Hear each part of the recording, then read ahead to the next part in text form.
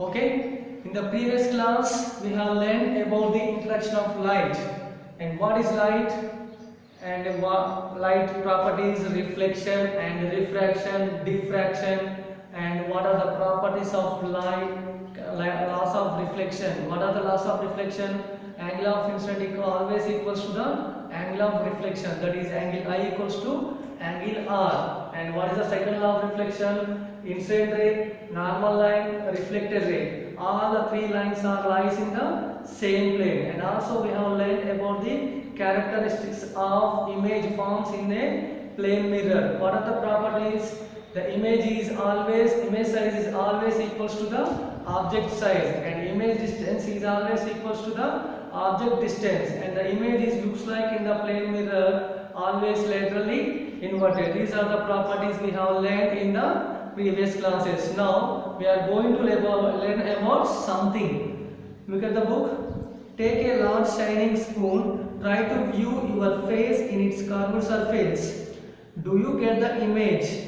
Is it smaller or larger? Move the spoon slowly away from your face. Observe the image. How does the image change? Reverse the spoon and repeat the activity. How does the image look like now? Compare the characteristics of the image on the two surfaces. So you already seen a number of times the spoon. So while you are drinking the coffee or eating the snacks, or in sometimes you have used the spoon. But here we have to take a large spoon, and you know about that. The spoon will be bent inwards, which is eating side, and it will be bulbed outside. So that means here two types surfaces there, and inner surface and outer surface. So if you can see the image inner surface, how can you see that image? How the image looks like? And if you are seeing the bulbed surface, then how can the image looks like? And see now, let us observe now. The curved surface of a shining spoon could be considered as a curved mirror. The most commonly used type of curved mirror is the spherical mirror. So curved surface, which type of surface the spoon contains? Curved surface. This contains curved surface. So it will be two sides reflecting surface. This one is called bulbed surface. This one is inner surface.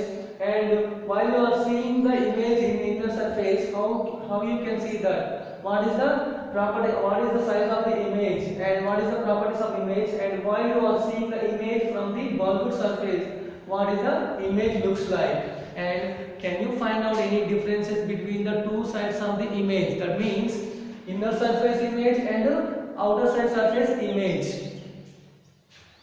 The reflecting surface of such mirrors can be considered to form a part of the sphere. So this is a curved surface, and this will be the non-reflecting surface of the curved mirror. And inner surface, what is this inner surface? This is the reflecting surface.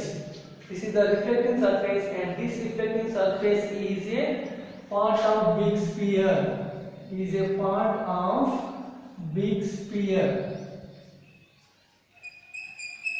Okay, that means sphere means if you complete this diagram, then you can feel like a sphere. Okay, that means we can say the inner surface, which is reflecting surface of the sphere mirror, is called a part of sphere.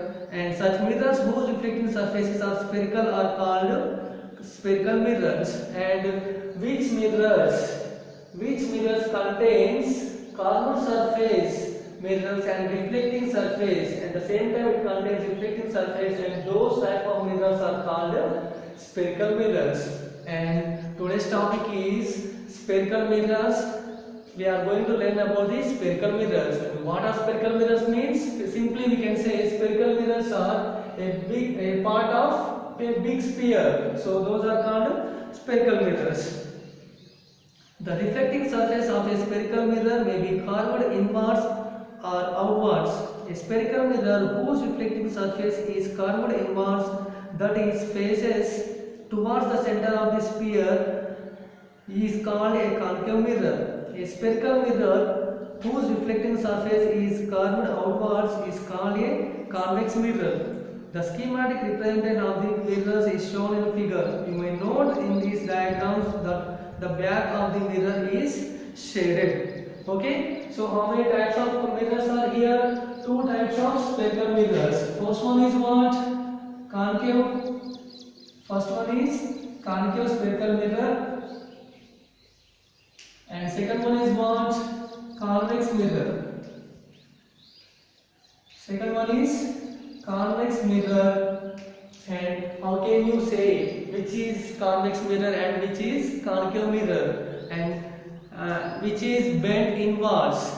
Which is bent inwards, those are called concave mirrors, and which is bent outwards, those are called convex mirrors. Just think, this is white side. White side is belongs to the white side is taken as reflective surface, and this side, color side, is taken as the non-reflective surface here. Okay, just think which is this one? Reflective surface, and this one is non-reflective surface. This is a mirror. This is a first plane mirror, and if you are bending this inwards, means which is bending inwards? Reflecting surface is bending inwards, and this type of mirror is called concave mirror, which is bent inwards, and which contains reflecting surface inwards, that is called concave mirror. And this type is, and if you are bending the reflecting surface outwards, and this one is belongs to the convex mirror, that means concave mirror contains reflecting surface in the mid side, inside, inner side, and this one is contains outside. And these are the two types of spherical mirrors, concave mirrors and convex mirrors. Concave mirror means reflecting surface is inside, and convex mirrors contain reflecting surface is outside. Just think here. Just think. This is a curved surface, and this will be the non-reflecting surface of a mirror. This will be the non-reflecting surface of a mirror, and this one is belongs to which type of mirror? Concave mirror. Then how can we say means in a reflecting surface is inside, it is bent inwards, and another curved surface they are taking here, and this is the non-reflecting surface of the mirror, and this will be the reflecting surface of the mirror. That means here the mirror is bent outwards, so this mirror is belongs to convex mirror. This mirror is belongs to convex mirror. Okay, here the two types of mirrors are there, concave mirror and convex mirror. You may now understand that the surface of the spoon curved inwards can be approximately to a concave mirror, and the surface of the spoon bulged outwards can be approximated to a convex mirror. Now come to the activity. What we have done there, we have taken a spoon. And spoon inside, and this is belongs to which type of mirror? Concave mirror. That means it is bent inwards, and outside, that means bulbous surface is belongs to which type of mirror? Convex mirror. Before we move further on spherical mirrors, we need to recognize and understand the meaning of a few terms. These terms are commonly used in discussion about spherical mirrors.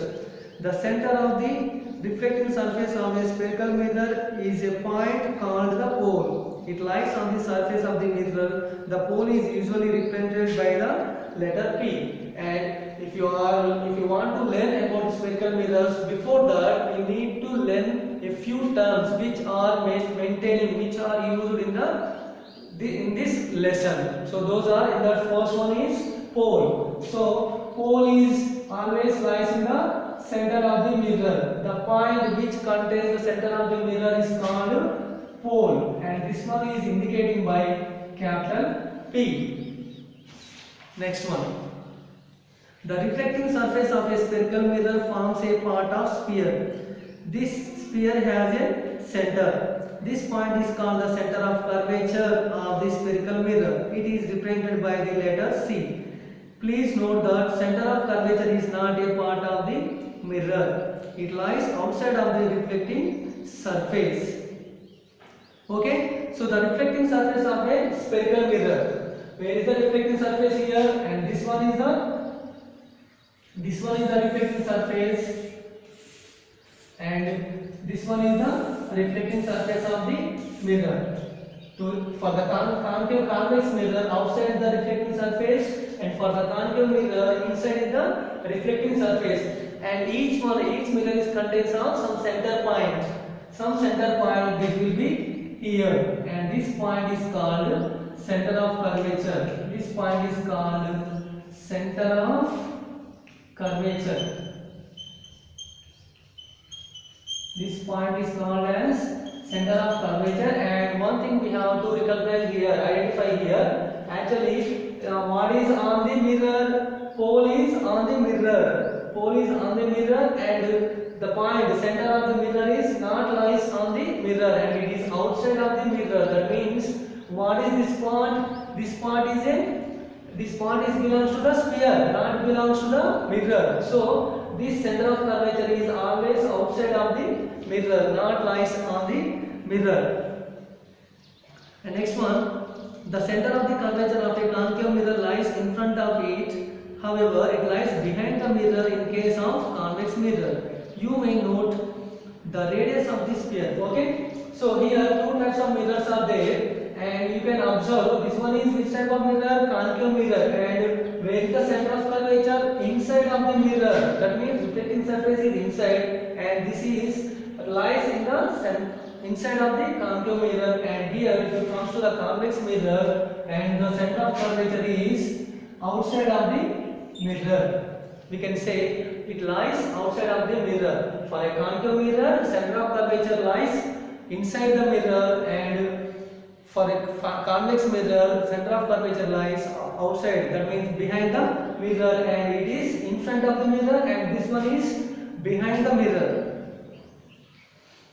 The radius of the sphere of which the reflecting surface of a spherical mirror forms a part is called radius of curvature of the mirror. It is represented by the letter R. You may note that distance PC is equal to the radius of curvature, and the next term is radius of curvature. And simply we can say the distance between the pole of the mirror and the center of curvature is called R. That is radius of curvature. And this one also, pole and center of curvature is called radius of curvature. So we can say what is radius of curvature here? PC. PC belongs to the radius of curvature. You may note that the distance PC is equal to the radius of curvature. Imagine a straight line passing through the pole and the center of curvature of a spherical mirror. This line is called principal axis. Remember that principal axis is normal to the mirror at its pole. Let us understand the importance of the term related to mirrors through an activity. Okay, so the distance between the pole and center of curvature is called radius of curvature. It is indicated by capital R. And just imagine now, if any line is passing through the pole of the mirror, starting from the pole of the mirror, and it is passing through the center of curvature, a straight line. Which line this is? A straight line which is starting from the pole of the mirror and passing through the center of the curvature. This is called principal axis. This line is called principal axis. Okay, these are the terms. What is the first term we learned here? First, pole of the mirror. Pole of the mirror is always lies on the center of the mirror. And second term is center of curvature. And center of curvature is for a concave mirror in front of the concave mirror, and for a convex mirror outside behind the mirror. It lies behind the mirror, and center of curvature is not belongs to the mirror because it is not lies on the mirror surface. It is center of curvature is belongs to the sphere, because this all part is a part of sphere. That's why it lies outside of the mirror. And next one is radius of curvature. The distance between the pole and the center of curvature is called radius of curvature, and it is indicated by capital R. If we are imagining if any line is passing through the pole of the mirror and through the center of curvature, and that line is called principal axis. Next activity 10.2. Do not look at the sun directly or even into a mirror reflecting sunlight. It may damage your eyes. And one more thing, it belongs to our general life. We should not look at the sun directly, or if the image of the sun also, which is reflecting from the mirror, not look at the side directly, because it harms our eyes. It damages our eyes. Hold a concave mirror in your hand and direct its reflecting surface towards the sun. Direct the light reflected by the mirror onto a sheet of paper held close to the mirror. Move the sheet of the paper back and forth gradually until you find on the paper sheet a bright sharp spot of sunlight. Hold a mirror and the paper in the same position for a few minutes. What do you observe? Okay, take a concave mirror. And take a paper. Keep the paper here, because this side is the reflecting surface of the mirror, and the sunlight is coming from this side. Towards the mirror, and keep the paper between the sun and the mirror, and move the paper away from the mirror and towards the mirror, away from the mirror and towards the mirror. When you will get the spot image of the sharpest spot image of the mirror, spot image of the sun, and keep there, and you will get the sharp image of the sun. The paper at first begins to burn, producing a smoke. Eventually, it may even catch fire. Why does it burn? The light from the sun is converged at a point as a sharp, bright spot by the mirror. In fact, this spot of light is the image of the sun on those sheet of paper. This point is the focus of the concave mirror. The heat produced due to the concentration of sunlight ignites the paper. The distance of the image from the position of the mirror gives the approximate value of focal length of the mirror. So if you keep any paper here, take a concave mirror. This is the non-reflecting surface of the concave mirror. And this one is the pole of the mirror, and this one is the center of the curvature. And just think, the line which is passing through the center of the curvature and pole of the mirror is called principal axis. And what we are doing here, just we are keeping a paper, and what is happening here? Okay, mirror first. If you are keeping a mirror, just like we are using the magnifying glass. By using the magnifying glass, and we have already, I think we all are played in the childhood time. By using the magnifying glass, by moving the magnifying glass up and down, while the brightest spot of the sun spots on the paper, and it gets releasing some smoke, and after that it will catch the fire. And here, if you are using the concave mirror, what is happening, we are going to see.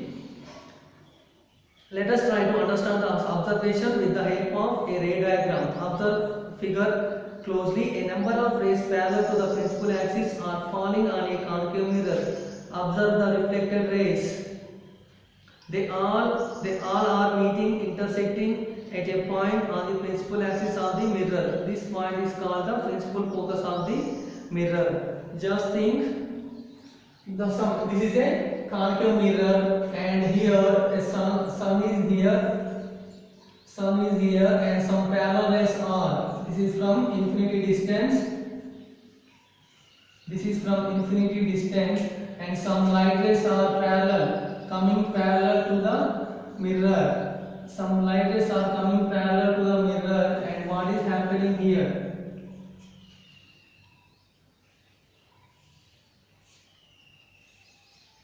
And this is also parallel light rays.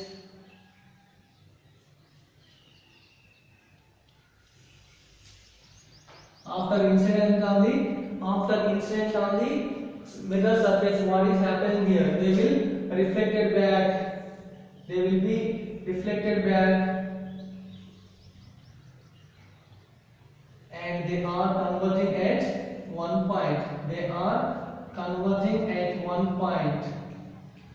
What is happening here? The parallel rays are coming from the sun from the infinite distance, and after instant on the mirror surface they reflected back, and they are converging at one point, and this point is commonly called as focus or focal point of the mirror. Similarly, observe another figure how the rays are parallel to the principal axis reflected by a convex mirror. The reflected rays appear to come from point on the principal axis. This point is called the principal focus of the convex mirror. The principal focus is represented by the letter F. The distance between the pole and the principal focus of a spherical mirror is called the focal length. It is represented by the letter F. And what about this is about the concave mirror. And now look at about the convex mirror. What is happening for the convex mirror? And this is the non-reflecting surface of the mirror, and this one is the non-reflecting surface of the mirror, and the light rays are coming from here, from the infinite distance. From the infinite distance, the light is coming from the light rays are coming from the infinity distance and from the sun, and we can observe light rays are falling on the mirror. Light rays are falling on the mirror, and what is happening here? And this one is the pole of the mirror. This one is the pole of the mirror, and this one is the principal axis of the mirror. And this one is another light ray.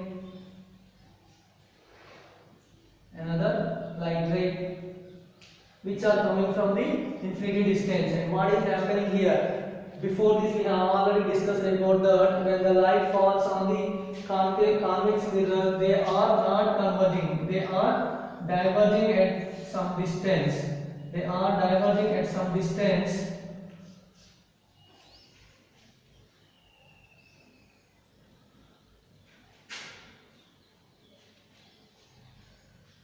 They are diverging at some distance. In the other way, they are diverging. And here also same, the light rays are diverging with other directions. They are not converging. So, and if we extend the principal axis, and if we draw the reflected rays, these are the reflected rays, and if we extend these reflected rays towards the principal axis, they will meet at one point. They will meet at one point, and this will be the focus of the mirror. This will be the focus of the mirror. Okay, this is about the convex mirror, and this one is about the concave mirror. The reflecting surface of spherical mirror is by and large spherical. This surface then has a circular outline. The diameter of the reflecting surface of spherical mirror is called aperture. The diameter of the reflecting surface of the spherical mirror is called aperture. And which is the reflecting surface here? This is the reflecting surface here. And from point, this point is indicating by M, and this point is indicating by N. The diameter of this side inside for the concave mirror, and the diameter of the outside of the convex mirror. This is M, and this one is N. This is called aperture. What is this called? That means Mn is called as aperture. Mn is called as aperture. In figure 10.2, distance Mn represents the aperture. We shall consider in our discussion only such spherical mirrors whose aperture is much smaller than its radius of curvature. And what we are taking here means this aperture should be less than the radius of curvature. We have to conclude the diameter of the mirror is always less than the center of radius of the curvature, should not more than the radius of curvature. Is there any relationship between the radius of curvature R and focal length F of a spherical mirror? For spherical mirrors of small apertures, the radius of curvature is found to be equal to twice of focal length. We put this R equals to 2F. This implies that the principal focus of spherical mirrors lies midway between the pole and the center of curvature. Okay, so we have some terms here. The distance and here focal point is there and center of curvature is there and pole is there. This one M1 Mn is belongs to aperture and is there. Here we are getting some relation between, and these two are lies in the same line, and that's why we need to get some relation between the focal length. Focal length is indicating by which letter? Small f, and radius of curvature is indicating by r, and the relationship between the focal length and radius of curvature is this one, r equals to 2f. That means the radius of curvature is always equals to the twice of the focal length. And this one is about the spherical mirrors. And what is spherical mirror and how many types in the spherical mirrors? So what is spherical mirror means? Spherical mirror is a part of big sphere, and how many types in the spherical mirrors? Two types, concave mirrors and convex mirror. Concave mirror means reflecting surface is inside, and for convex mirror outside. And sometimes we have mentioned here, that is first one is pole, and next one is center of curvature, and next one is principal axis, and next one is the distance between the pole and center of curvature is called as radius of curvature. And if the light rays are coming parallel to the convex mirror, and after incident on this mirror they are reflecting back and they are converging at one point, and this one should be called as focal point, and this is the image of the sun or light source. And if the light rays are coming parallel to the convex mirror, and after incident on the mirror they will be reflected and they are diverging, and if we are extending the reflected rays they will converge at a point on the principal axis. And the next topic is image formation by spherical mirrors, and how the image is forming on the spherical mirror, how the image is forming on the concave mirror, and how we can get the image on the convex mirror. We shall learn in the next class.